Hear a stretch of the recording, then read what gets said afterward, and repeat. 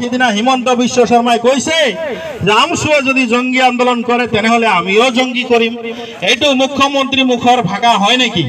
আমচুৱে কেতিয়াবা সংবিধানৰ বাহিৰত গৈ কোনো ধৰণৰ কাৰ্যসূচী লৈছে নেকি? উচ্ছেদৰ আগত পুনৰ সংস্থাপন দিব লাগিবই, উচ্ছেদৰ আগত পুনৰ সংস্থাপন দিব লাগিবই। বিজেপি গো ব্যাক, বিজেপি চৰকাৰ হাই হাই।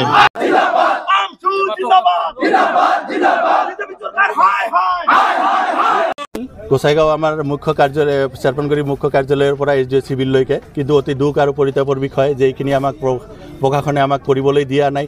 যিহেতুকে আমি আইনৰ ঊৰ্ধত নহয়, আইনে যিখিনি কৰিছে আমি এইখিনি মানি চলিম। তাৰ ভিতৰত আমাৰ যিখিনি গণতান্ত্ৰিক আন্দোলন আছে আমি কৰিম, এইখিনি আমি প্ৰতিজ্ঞাবদ্ধ। তাৰ কাৰণে মই আজি মুখ্যমন্ত্ৰী ডাঙৰীয়াই নিৰ্লজ্জভাৱে আমাৰ যি গণতান্ত্ৰিক আন্দোলন এইটো বাধা দিছে। ইয়াত বাধা দিবলগীয়া কি আছে? আমাৰ সংবিধানে যিখিনি অধিকাৰ দিছে এইখিনি আমি বিচাৰিছোঁ। উচ্ছেদ কৰক, তাত আমাৰ ক'বলগীয়া একো নাই। উচ্ছেদ কৰাৰ আগে পুনৰ সংস্থাপনৰ ব্যৱস্থাখিনি কৰি দিব লাগে। আজি মানুহখিনি নিয়েৰ আউট 20,000 মানুহ যাত হোমলেছ হ'ব, সেই মানুহখিনি ক'ত যাব?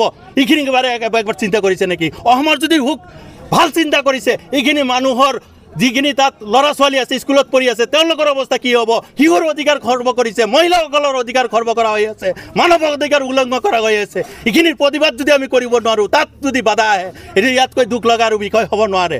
আচলতে মুখ্যমন্ত্ৰীগৰাকীয়ে আমচুৰ আন্দোলনক ভয় খাই এইবিলাক কাম কৰি আছে। কিন্তু এই প্ৰতিবাদস্থলীৰ পৰা মই জনাব বিচাৰিছোঁ, আমচুক যিমানে ৰুধিবলৈ চেষ্টা কৰিব, আমচুৱে আৰু সিমান অধিক শক্তিশালী ৰূপে আপোনালোকৰ ওচৰত থিয় হ'ব। আপোনালোকৰ যোগেদি মই মুখ্যমন্ত্ৰীক জনাব খুজিছোঁ, আজি গোসাইগাঁৱত আমাৰ এই প্ৰতিবাদত বাধা সৃষ্টি কৰিছে। মই এই প্ৰতিবাদস্থলীৰ পৰা ঘোষণা কৰিছোঁ, গোসাইগাঁও সাব ডিভিজন মিলি আমাৰ গণজাগৰণ এটা হ'ব। এই সভাটো আমি দিল্লীৰ পৰা অহাৰ পিছত কৰি দেখুৱাই দিম। মুখ্যমন্ত্ৰী কৈছে আপোনালোকে জঙ্গী হ'লে হিমন্তও জঙ্গী হ'ব, কি ক'ব? আপোনালোকে সদায়তো আমাৰ আন্দোলন চাই আছে, জঙ্গী আন্দোলন কৰিছোঁ না কি আন্দোলন কৰিছোঁ তাৰ প্ৰমাণ আপোনালোকেই। আমি কেতিয়াও জঙ্গী আন্দোলন কৰা নাই। আমি গণতান্ত্ৰিকভাৱে আমাৰ যিখিনি অধিকাৰ, সংবিধানে আমাক যিখিনি অধিকাৰ দিছে, এই অধিকাৰখিনি আমি বিচাৰি আহিছোঁ।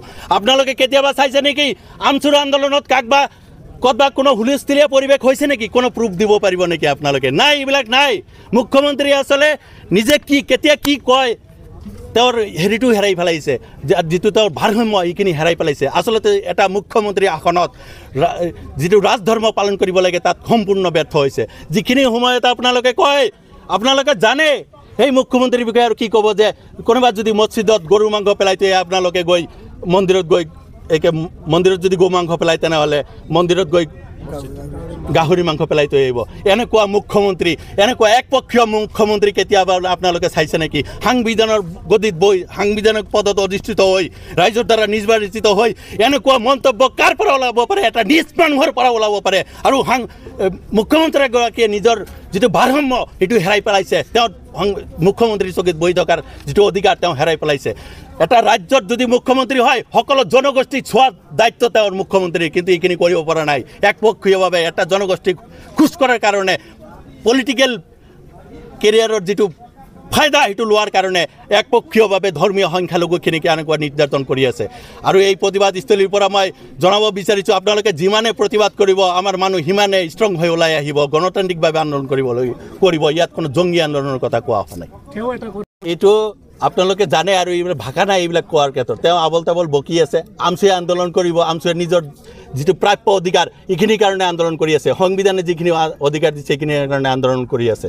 আৰু ইয়াত যদি সম্পূৰ্ণ ৰাইজে আমাক নিৰ্যাতিত কৰিলে, আমাক মাৰিলে, আমাক কাটিলে যদি ৰাইজ সন্তুষ্ট হয়, আমাৰ ক'বলগীয়া একো নাই।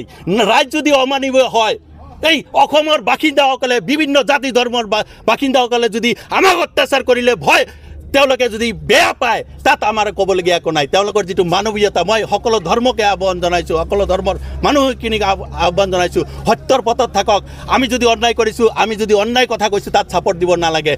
এটলিষ্ট যি সংবিধানে যিখিনি অধিকাৰ দিছে, এইখিনি অধিকাৰৰ যদি প্ৰাপ্যৰ পৰা যদি অধিকাৰ খৰ্ব কৰিব বিচাৰিছে, তাত আপোনালোকে বিভিন্ন জাতি ধৰ্ম বৰ্ণ নিৰ্বিশেষে ওলাই আহিব লাগে। অন্যথায় আমি ভাবিম যে আমাক অত্যাচাৰ কৰাৰ কাৰণে বিভিন্ন জাতি ধৰ্মৰ মানুহে খুচ হৈ আছে। মানে কি কয় আপোনাৰ ভেকো ভাও নাহে।